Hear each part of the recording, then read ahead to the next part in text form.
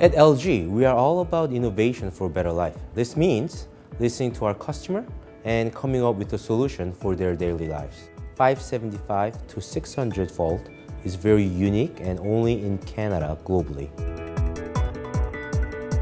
So as the market matures and as we grow and as the technology grows, we can see that the technology itself is really aligning for not just the North American market, but specifically the Canadian market, which is a big driver for LG on a global perspective, which I think is really illustrated by the introduction of 575 volt to the Canadian market. Seven Thomas is in a very exciting project for us. It's in the heart of Toronto. It's in the Yorkville region of Toronto, and this is going to be really a centerpiece for what our equipment and what our solutions can provide for the Canadian market.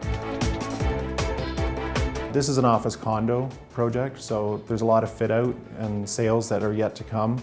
So there's a requirement for a lot of flexibility in the system. Okay, so with the LG VRF system, it's designed so that it can be changed and added on to in the future. We had a unique plan where these could be sold at 500 square feet to an entire floor plate of 8,000 or 9,000 square feet. And that creates unique challenges in the mechanical design with both the ventilation side and the heating and cooling side.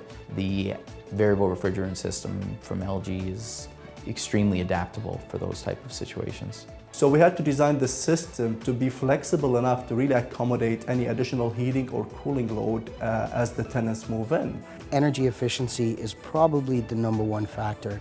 The most predominant element that we looked at was cold weather operation. Being in Canada, dealing with temperatures that drop down below -20 degrees Celsius, we had to find a way to provide adequate heating. And as the temperature drops, losing capacity out of the VRF system becomes critical because that's when we need the most capacity. As part of the LEED certification, one of the important things for the project was the ability to have simultaneous heating and cooling and to have heat recovery in the system. So again, this greatly enhances the energy efficiency of the system.